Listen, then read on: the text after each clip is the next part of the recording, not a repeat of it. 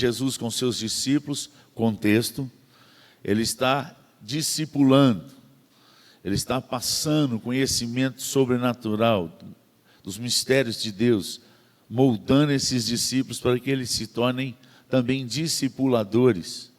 E então, nessa caminhada, nesses versículos e capítulos que nós vamos passar aqui hoje à noite, eu queria deixar para você 4 palavras que a gente precisa gravar no nosso coração, para a gente ter uma jornada forte, uma jornada equilibrada, uma jornada de fé, uma jornada de crescimento espiritual. Então são 4 situações. Marcos, o primeiro texto vai estar em Marcos capítulo 8, a partir do versículo 33. E aí você mantém sua Bíblia aberta, nós vamos caminhar em algumas histórias. São 4 histórias, 4 palavras que você deve gravar nessa noite, para que você possa continuar fortalecendo sua fé, crescendo na sua vida espiritual, no nome de Jesus. Primeira história está aí, e começa a dizer: Jesus, então convocando a multidão e juntamente os seus discípulos, disse-lhes: se alguém quer vir após mim, a si mesmo se negue, tome a sua cruz e siga-me. Quem quiser, pois, salvar a sua vida, perdê-la-á. E quem perder a vida por causa de mim e do Evangelho, salvá-la-á. Que aproveita o homem ganhar o mundo inteiro e perder a sua alma? Que daria um homem em troca de sua alma? Porque qualquer que nessa geração adúltera e pecadora se envergonhar de mim e das minhas palavras, também o Filho do Homem se envergonhará dele, quando vier na glória de seu Pai com seus santos anjos. Então a primeira palavra aí é negar. Repete comigo: negar. Negar, para você gravar. É a primeira palavra que nós precisamos aprender se a gente quer ter uma vida espiritual mais fortalecida, uma vida que anda no sobrenatural. Nós precisamos aprender a negar. Quem não aprender a negar a si mesmo, ele vai passar pela igreja, ele nunca vai tocar naquilo que é sobrenatural, porque é algo que Deus leva muito a sério. Não tem como ser discípulo de Cristo se a gente não aprender a dizer não a nós mesmos. Jesus foi claro quanto a isso: quem quiser, pois, salvar a sua vida, perdê-la-á. Perder a vida não é aproveitar a vida. Hoje, com esse evangelho diluído aí em muitos prazeres dessa vida, o evangelho ficou um trem meio aguado, meio fraco. Mas a palavra do Senhor, ela permanece a mesma. Você não vai achar em lugar nenhum que você pode ter as duas coisas. Você pode continuar nos prazeres dessa vida e continuar com Jesus e está tudo bem. Não existe versículo nenhum nas Escrituras que nos pauta essa vida que muita gente na igreja tem vivido. Não existe. Muito pelo contrário, a palavra de Deus deixa claro em 1 João, lá no capítulo 2, de 15 a 17, que fala que a gente não deve amar o mundo e nem as coisas que há no mundo. Porque essas coisas, os desejos excessivos, as concupiscências, que é desejos excessivos, eles vão passar essas coisas. É um trem bom, dá até prazer, mas não vai permanecer. E no versículo 17 ele fala assim: mas aquele que faz a vontade do Pai, esse vai permanecer eternamente. Ainda em Tiago 4,4, referendando todo esse texto que eu estou te dando aqui, do negar, ele fala que aquele que é amigo desse mundo, olha lá, infiéis, não compreendeis, pode voltar lá, 4,4, não compreendeis que a amizade do mundo é inimiga de Deus.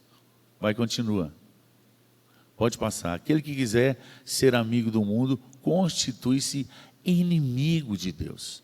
Então, se nós não colocarmos no nosso coração a disposição de perder as coisas desse mundo, de tirar do nosso coração essas coisas que nos agarra aqui a esse nível, ao nível natural, nós nunca vamos experimentar o sobrenatural, o que está além, o que está acima.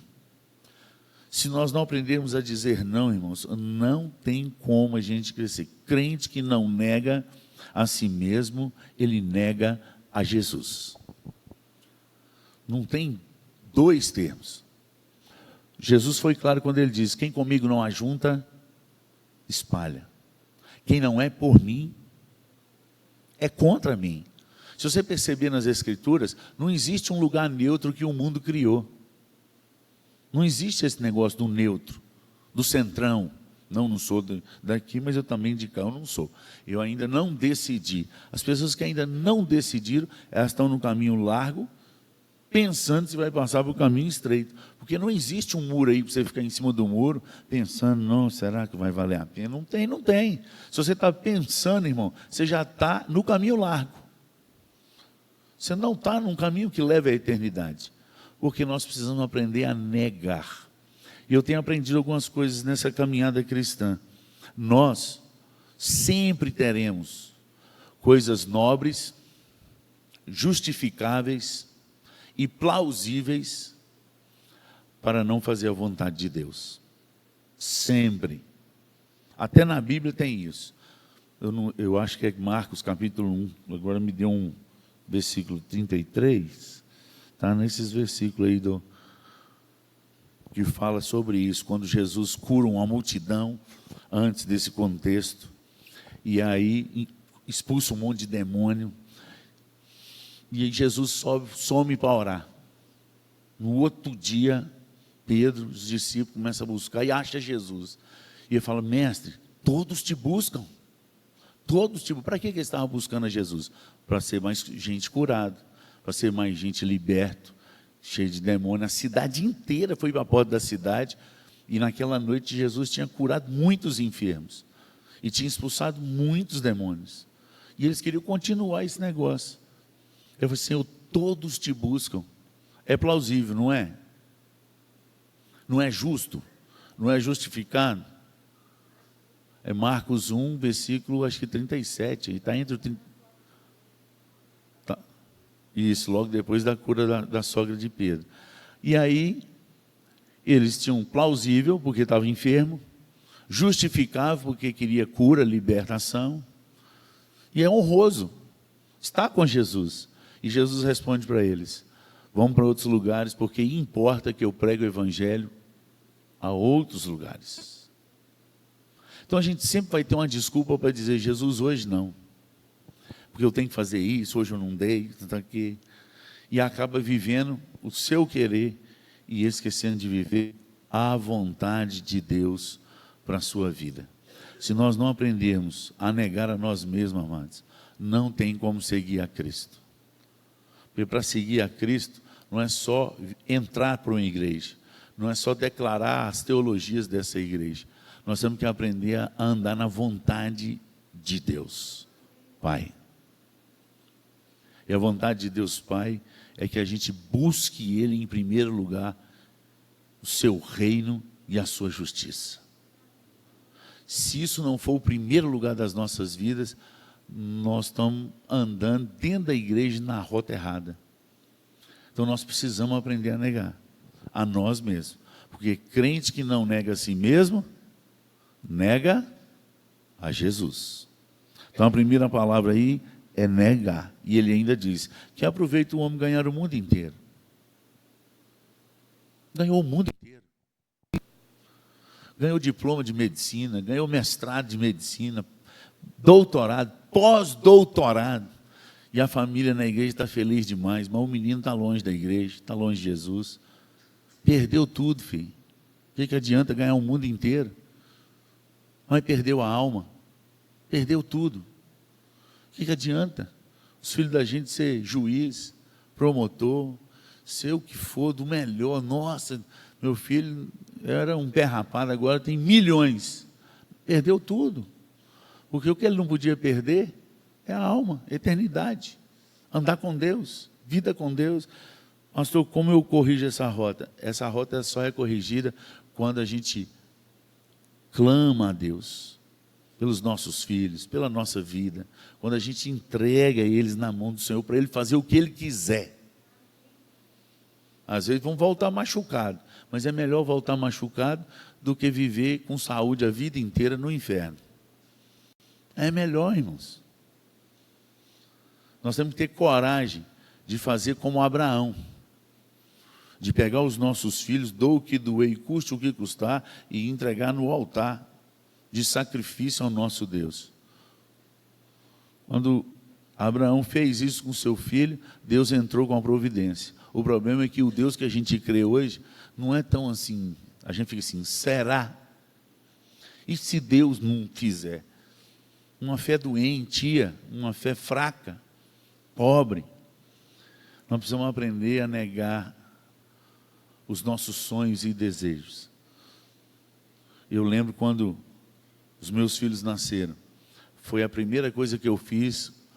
O primeiro foi o Mateus, mas não tive coragem de entrar para ver. Porque, sabe, eu sou muito forte para muita coisa, mas esse negócio de sangue, de cirurgia, não é comigo, não. Eu desmaio. Eu achei que eu não desmaiava, não, que era só fraco. Mas na cirurgia do Gabriel, eu quase caí no chão. Enfim. E aí eu peguei o Mateus já enrolado num pano, o médico levou, colocou na minha mão, comecei a chorar, e eu lembrei que 5 anos atrás eu nem tinha filho, e eu tinha consagrado os meus filhos para o Senhor, para Ele fazer o que Ele quiser.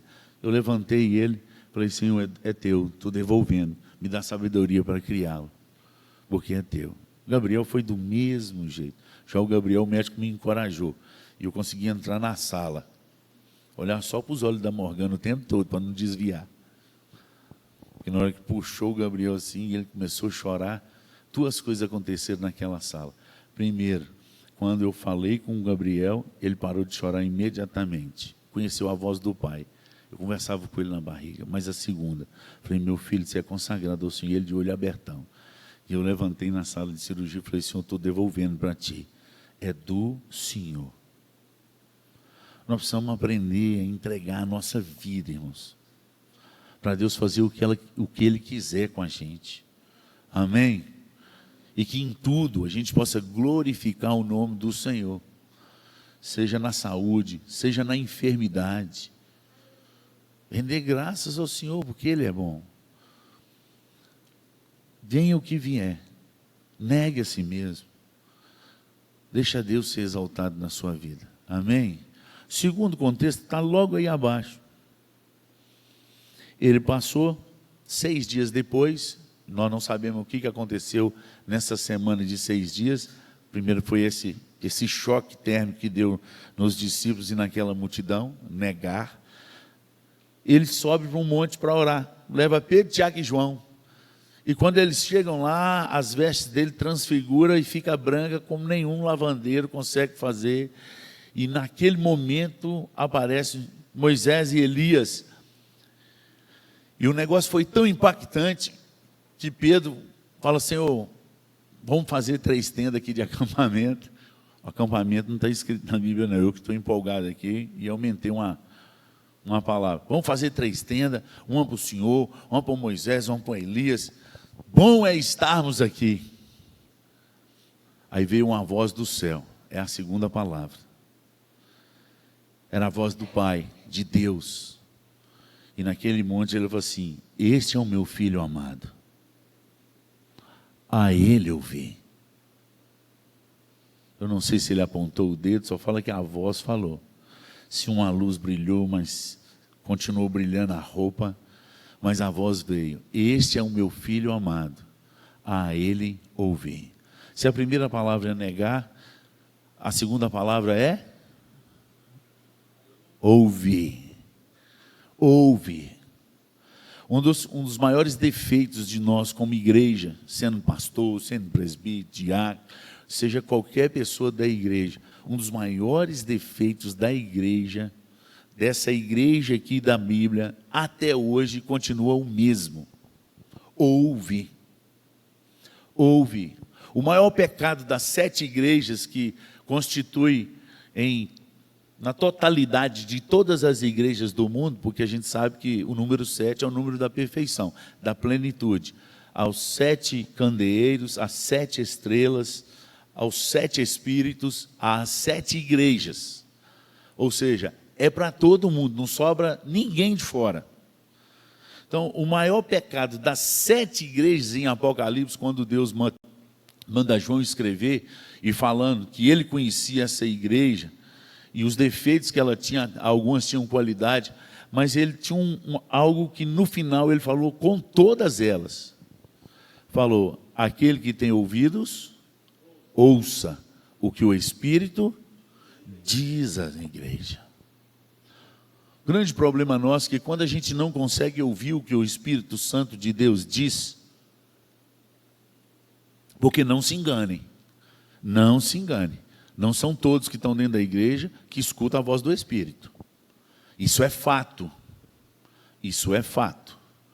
Como o senhor pode afirmar isso? Porque a Bíblia afirma isso. Paulo vai falar isso lá na primeira carta de Paulo aos Coríntios, no capítulo 2, lá entre o versículo 13 e 14, ele fala que as coisas espirituais, elas são discernidas por Espírito, não é para todos, é só aqueles que têm o discernimento espiritual. Como eu vou saber se eu estou no Espírito ou não, pastor? Você tem que caminhar na carta de Gálatas e ver as obras da carne e o fruto do Espírito. Aonde você estiver mais pesado ali, põe na balança. O que estiver pesando mais na sua vida é para o lado que você está pendendo. É o lado que você está pendendo. Aí ele fala, as obras da carne são, aí fala lá, inveja, maledicência, ira, tal, obras da carne. O fruto do Espírito, alegria. Você tem sido uma pessoa de alegria?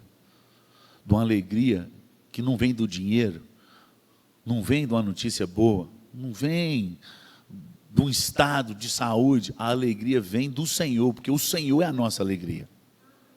Paulo fala isso, alegrai-vos no Senhor. Talvez vos digo, alegrai-vos. Então, alegria, a paz, domínio próprio, mansidão, benignidade, bondade. Contra essas coisas não há lei. Se a sua vida, o seu testemunho tem pendido mais para esse lado, então você está no Espírito. Como nós já estudamos num domingo que eu preguei aqui sobre o coração, que o nosso coração é volátil, ele tem altos e baixos. Tem hora que nós estamos fervindo, chorando, orando, está lá em cima, está voando. Mas sai na porta, alguém buzina para você, buzina 2 vezes, buzina 3, o coração já não está tão crente assim. Aí é volátil. Então nós precisamos manter um nível de equilíbrio no coração. E quanto mais a gente seguir o processo de estar sendo cheio do Espírito, que é tendo mais tempo de medo uns com os outros, falando sobre salmos, cantando hinos, cânticos espirituais, ajudando uns aos outros, preferindo em honra o outro, você vai estar sendo cheio desse Espírito. E esse Espírito é que traz o discernimento da palavra. Porque essa palavra ela é uma palavra espiritual, irmãos. O homem natural não entende essas coisas. O texto diz, para eles essas coisas são loucuras. Ele não consegue compreender o que a gente está falando. Mas o homem espiritual discerne a todas as coisas. Então, quando a gente está andando no Espírito, a gente tem um discernimento espiritual. Eu já até contei essa história aqui, mas para refrescar sua memória, de 3 jovens que queria saber como que é ficar cheio do Espírito. E o pastor deu 3 peneiras para eles e falou assim, vocês vão lá no rio, e aí vocês mergulham a peneirinha lá. Quando ela estiver cheia d'água, vocês estão cheios do Espírito. Quando ela estiver vazia d'água, vocês estão vazios do Espírito. Então, quando ela estiver cheia, traz para mim a peneira, vocês vão saber. E eles foram. Tentaram botar com camisa e volta e com a mão. E aí enchia, né, que vinha a peneira esvaziava. Aí 2 desistiram, só um ficou lá quase o dia inteiro e não conseguia, pensando. Aí voltou, pastor, não consegui. Toda vez que eu entrava e ficava, ela enchia. Toda vez que eu tirava para vir, ela esvaziava. Eu falei assim, nossa vida é assim, meu filho. Quando a gente permanece no rio de água viva, a gente está cheio. Mas quando a gente sai pela vida andando, ela começa já a esvaziar, e rápido. Então, quando a gente está cheio do Espírito, quando a gente tem uma vida de devoção diária, de palavra de Deus, de cânticos, quando a gente medita na palavra de dia e de noite, nós conseguimos ouvir a voz de Deus. No mais, a gente consegue ouvir um bom sermão, um bom teólogo, uma boa palavra. Qual a diferença? Quando a gente escuta a voz de Deus, a gente muda. Quando a gente escuta a voz do homem, a gente continua. ainda acha trocentos mil defeitos, porque não percebeu aquilo que o Espírito Santo estava soprando através daquela pessoa. E eu aprendi isso com muita dor. Quando eu era jovem, e eu e uns amigos meus, nós tínhamos saído do culto, nós estávamos na casa da minha mãe, nós começamos a criticar o pastor que estava pregando. E aí minha mãe percebeu, saiu da cozinha, que ela estava cozinhando para nós, e falou assim, ó, vocês são bem-vindos à minha casa, mas sem falar mal de pastor. No dia que vocês começam a falar mal de pastor aqui, vocês não precisam nem voltar.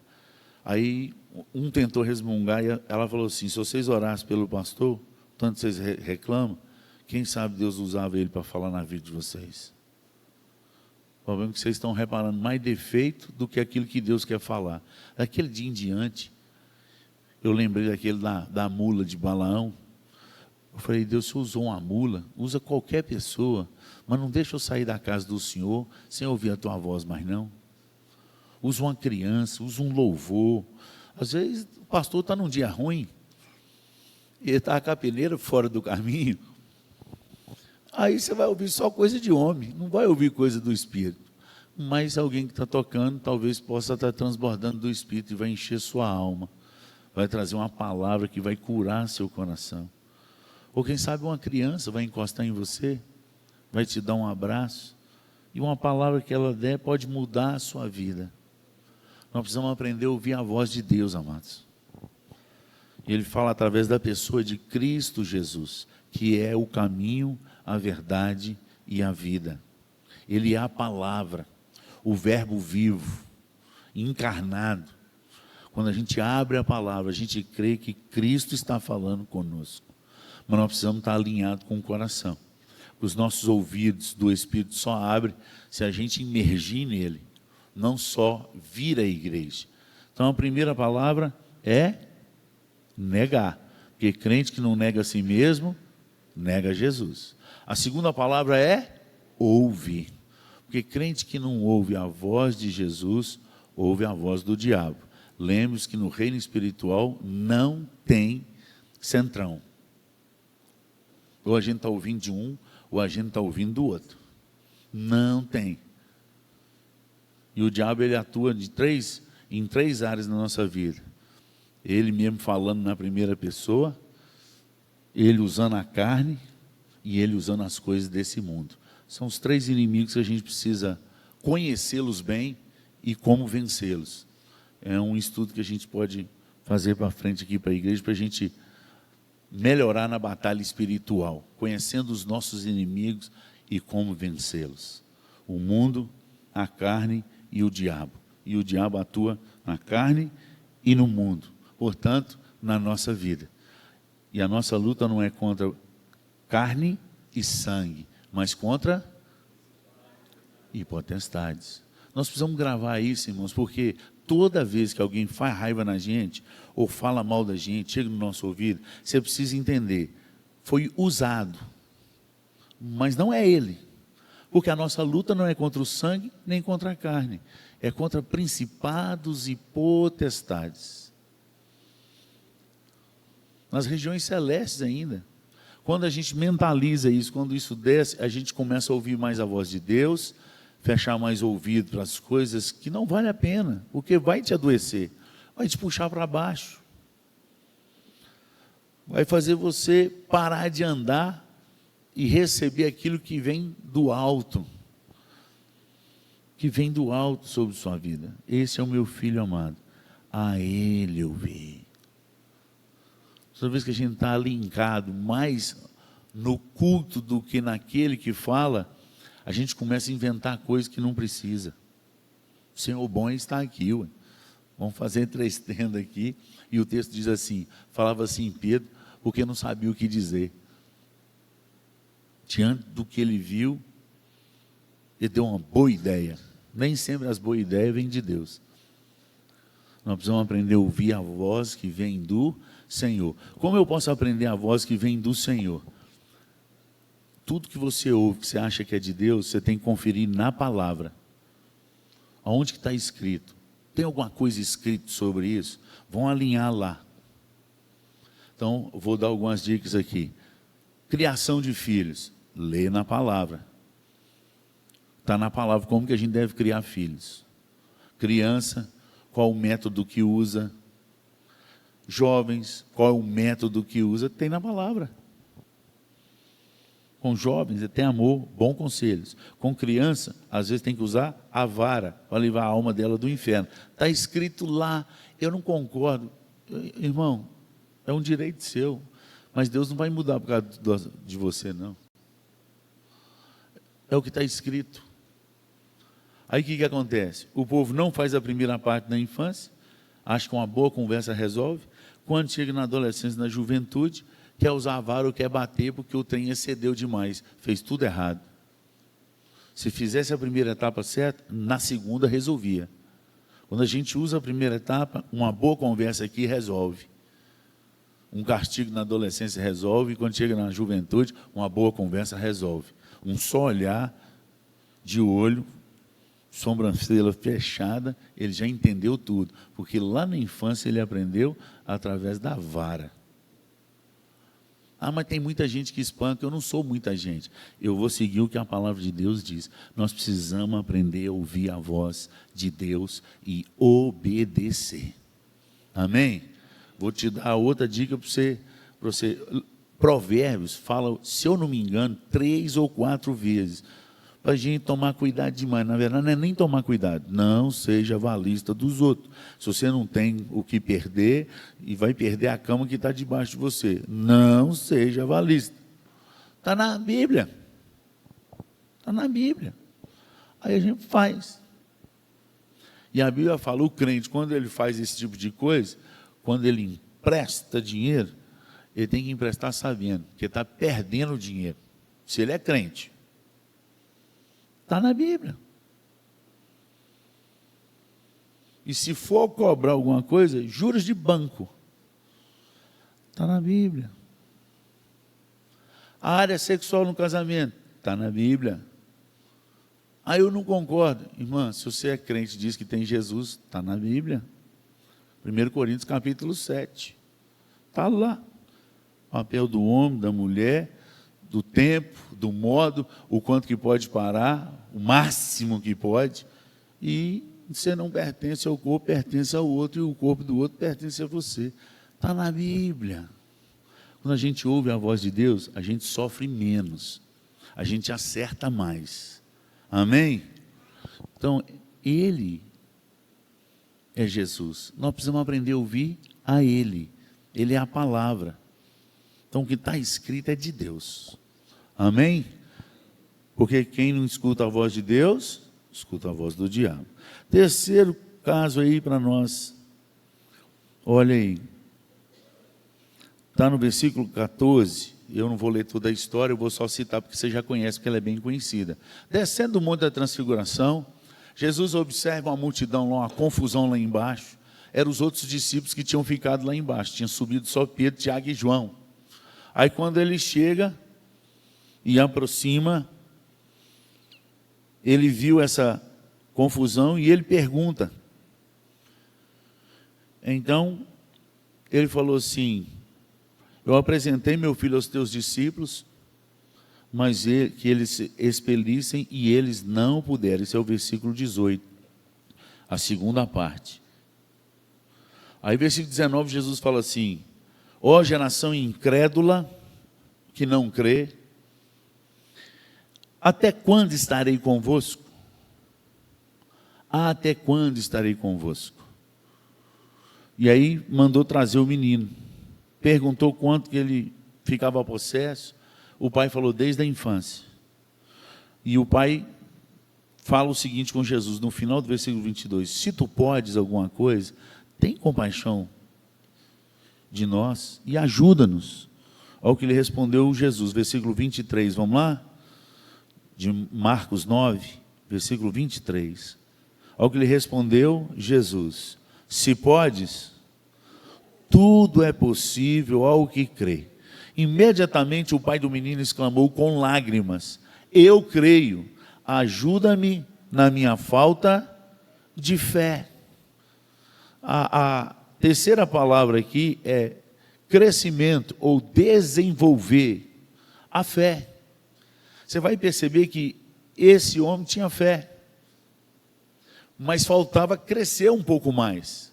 Ele tinha fé, ele reconheceu que tinha fé, mas não era o suficiente para que a cura chegasse ao filho. Senão ele não tivesse apresentado os primeiros discípulos que ficaram embaixo. Então não é toda fé que move montanha, não é toda fé que é a fé correta da gente andar em Cristo Jesus. Tem tipo de fé de cura, mas não é de salvação. Os 10 leprosos, 9 dos 10 foram curados, só um foi salvo. É fé existente, e ela é o suficiente até para curar. E foi o próprio Jesus que falou, quando o 10º volta para agradecer, falou assim: não eram 10 que eu curei? Onde estão os outros 9? Então foi Jesus que curou, o poder veio de Jesus, mas a fé que eles tinham era suficiente somente para a cura, não para a salvação. Nós precisamos desenvolver a nossa salvação, nós temos que aumentar a nossa fé dia após dia, e a verdadeira fé é a fé que ouve a voz de Deus, aprende a negar a si mesmo, portanto, obedece às Escrituras. É uma fé obediente, não é uma fé só de ser de alguma igreja, de pertencimento a alguma igreja, mas uma fé que te levando a uma igreja, te leva a um caminho de obediência às Escrituras.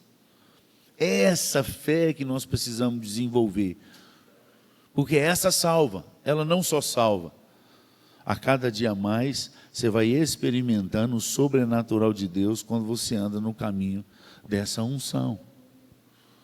É passo a passo. Paulo fala isso nas cartas dele: desenvolvei a vossa salvação.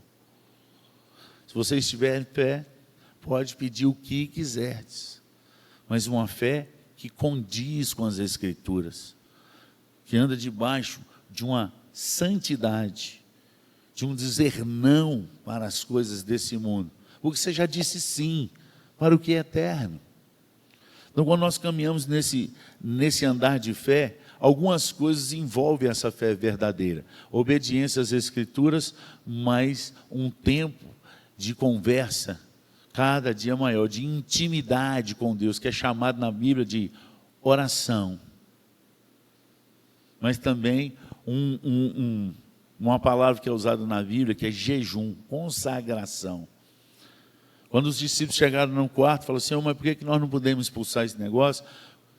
Eles ficaram frustrados, porque no primeiro momento, quando eles vão de 2 a 2, que Jesus os envia na missão dos 70, eles ficaram felizes demais, que os demônios submetiam a eles, que eles viram o poder de Deus. E Jesus fala com eles assim: eu vi Satanás caindo dos céus como um raio.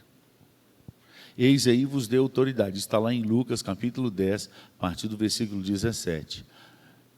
Eis que vos deu autoridade para pisar de serpentes, escorpiões e sobre todo o poder do inimigo, e nada, absolutamente nada, vos causará dano.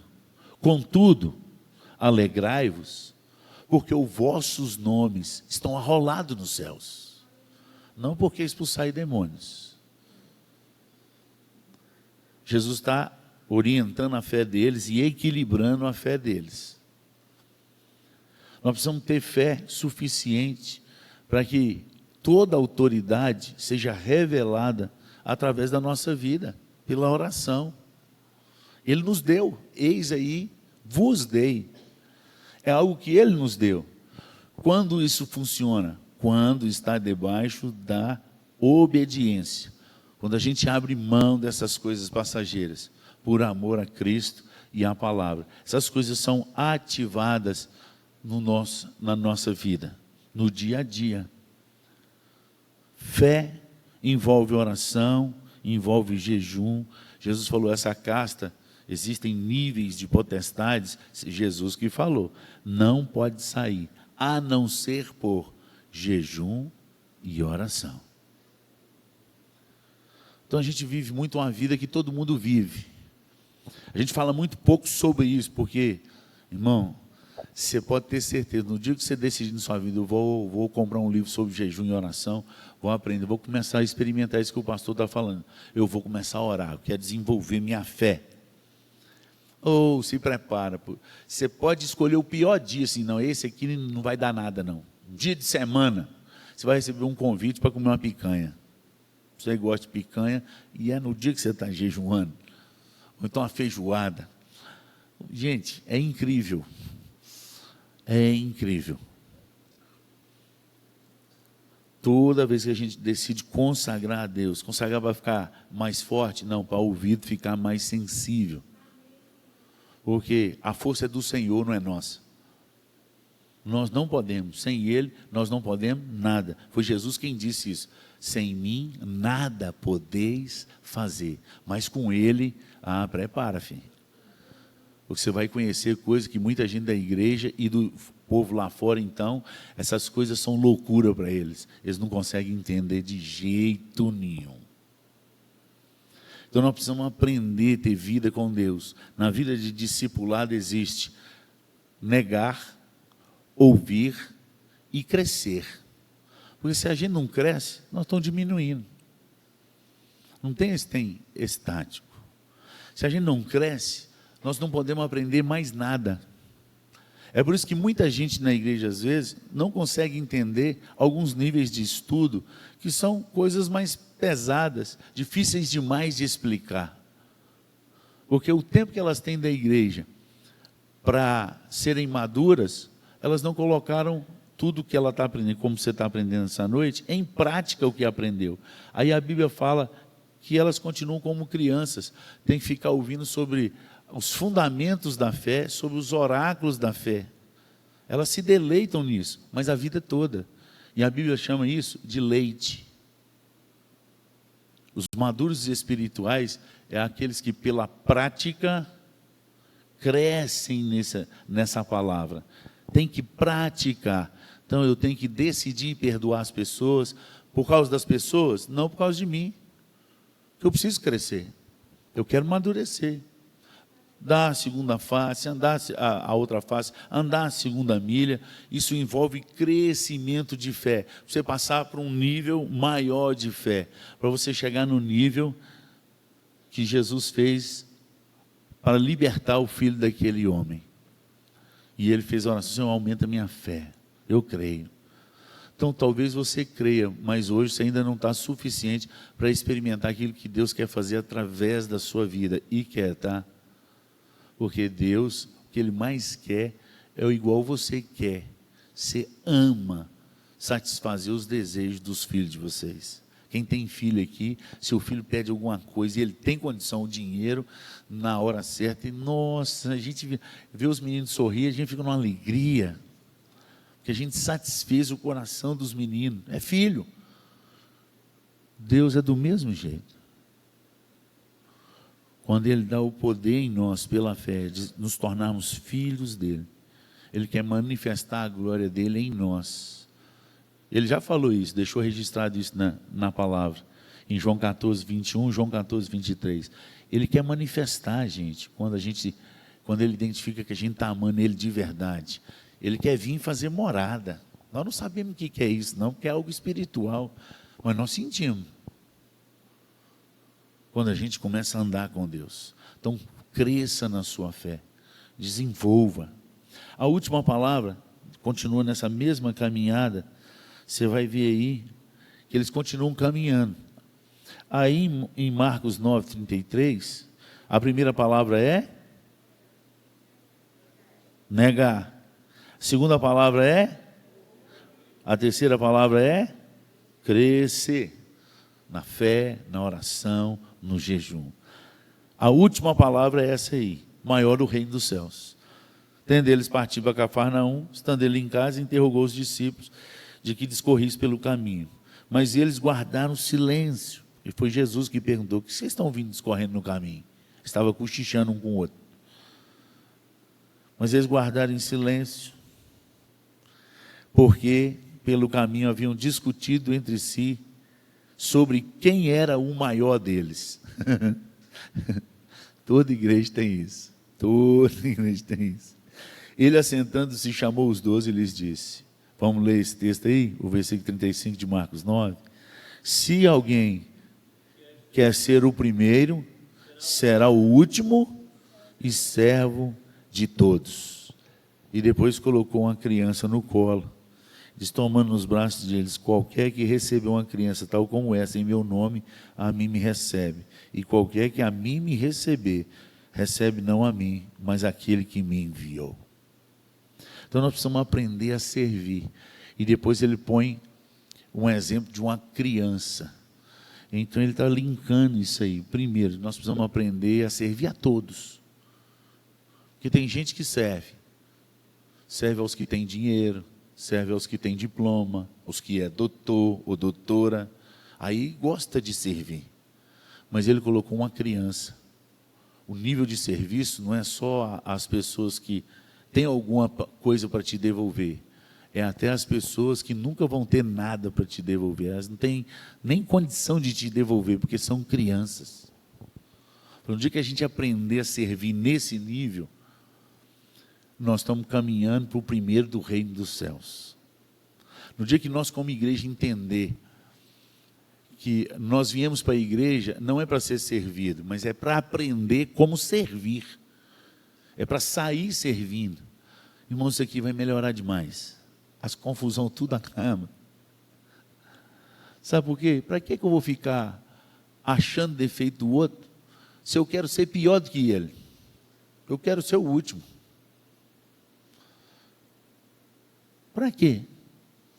Para que eu vou ficar competindo com alguém que quer chegar por último? Você já viu? Corrida lá, tem os 8 caras naquelas raias lá, na hora que dá o tiro, todo mundo para. Pode ir. Hoje eu quero ser o último. Que confusão que há. Que disputa que há. Entendeu? A gente entender que se subir aqui para dar um recado é importante para Deus, nós vamos dar o nosso melhor recado do mundo. Já falei isso aqui domingo. Teve uma igreja que eu fui, de 355 sermões em 3 anos, eu preguei 55. Eu subia muito pouco no púlpito para pregar. O ano tem 54 semanas, sermão de domingo de manhã e à noite. Então você faz a multiplicação aí. Lá Deus me fez entender que quando eu orasse e jejuasse para dar um recado, ia fazer diferença. E lá eu aprendi isso e comecei a fazer. Gente, todo mundo queria que eu desse recado. Todo mundo, era engraçado demais. Eles não sabiam, não, o senhor é diferente. Porque quando o senhor pega um papel que o senhor vai falar, parece que o senhor prega no recado, e prego mesmo. E aí jejum e oro. No dia que a gente aprende isso, acaba a competição. Aí os outros continuam competindo com você, mas você não está competindo. Aí fica bom demais, sabe por quê? Porque tem uma turma que gosta de competir. Eles vão sair na sua frente, correr para ganhar de você, você não está competindo, e aí a pessoa que está competindo ainda vai chegar no segundo lugar, porque no reino dos céus, o último é que é o primeiro. Amém? Aí nós vamos desacelerar. Nós não vamos preocupar com o outro, porque nós vamos preocupar em ser o melhor no reino dos céus, servindo um ao outro, dando atenção para todos. Então sempre eu falo, às vezes as pessoas vêm conversar comigo depois do culto, e não dá tempo de eu falar com a pessoa, mas você tem que perceber, você tem a mesma atenção que uma criança dessa igreja tem por mim. A gente pode estar conversando, pode ser algo, se uma criança chegar, cutucar na minha perna, eu vou te botar você no pause, e vou parar e vou ouvir ela também. E às vezes eu deixar ela de eu falo assim, espera um pouquinho aqui, e eu atendo a criança. Porque eu entendi isso. Ela também é importante. E quando eu estava em 7 Lagoas como pastor, para encerrar, para a gente ir embora. O time pode subir. Quando eu estava lá em 7 Lagoas, um jovem que estava jogando bola na quadra lá, junto com os jovens da minha igreja, ele era de fora. Ele ficou olhando para mim, olhando, aí depois do jogo de futebol lá, eu fui lá assistir.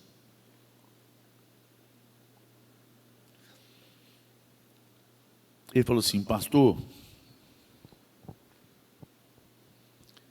eu quero dar um testemunho para o senhor não me conhece, meu nome é José Carlos, o senhor foi pastor em Valadares, e a minha igreja não podia ter pastor, E aí o presbitério colocou o senhor para ir lá dar atos pastorais, para dar uma ceia uma vez de 3 em 3 meses.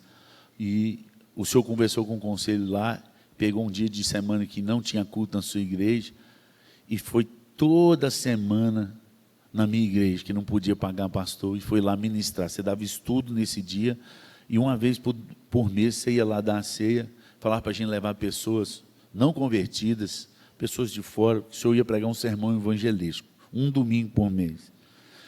Eu era uma daquelas crianças que estava lá, que conversou muitas vezes com o senhor. Hoje eu estou no meu último ano de seminário, eu vou ser pastor. Porque um dia eu vi o senhor e falei, eu quero ser igual esse pastor. E hoje eu estou formando seminário. Formou junto com o pastor Leandro, que é amigão meu, que era dessa igreja, que era meu discípulo nessa igreja. José Carlos, uma criança que observou o jeito da gente servir e decidiu servir a Jesus para o resto da vida. As crianças estão nos observando. O jeito que a gente fala, o jeito que a gente trata, o jeito que a gente para. Vamos continuar ministrando no coração delas aí para a glória do Senhor, sendo o último, servo de todos. A última palavra é servir. Porque crente que não serve para nada. Nosso maior ministério nessa terra é servir. E não é servir só a igreja não, irmãos. É servir o povo que não entende, que não conhece a palavra, para que de alguma forma o Espírito de Deus possa arder no coração delas. Muitas coisas que nós vamos falar com elas, elas vão entender nada. Mas no tempo de comunhão que a gente tiver com elas, talvez, quem sabe, num café, assim como Jesus, quando viu que os meninos estavam na rota errada, começou a contar a história toda da Bíblia para eles, no caminho de Emaús, e eles sem entender, mas Jesus gastou tempo com eles. Mas quando Jesus partiu o pão, eles falaram, é o Senhor, e aí Jesus sumiu. E aí o jovem falou assim, porventura não nos ardia o coração, enquanto ele falava das Escrituras. Ali eles mudaram. Quando a gente continuar servindo, talvez no partir do pão, irmão, eles vão ver Jesus na sua vida. E a rota muda. Eles voltam a Jerusalém, para o caminho de negação a si mesmo. Eles estavam no caminho de Emaús, caminho de águas quentes, de relaxar, de mudar, descansar. Eles voltam para Jerusalém, inclusive para morrer por Cristo, por causa do serviço de Jesus. Que Deus nos abençoe, que Deus continue nos preparando nessa caminhada, que possamos ser melhores discípulos para a glória do Senhor, aprendendo a negar os nossos desejos, os nossos prazeres, aprendendo a ouvir mais a voz de Deus, aprendendo a crescer na fé, na oração, no jejum, aprendendo a servir a todos, preferindo em honra os outros, sendo o último, para que possamos ser o primeiro no reino dos céus. Amém?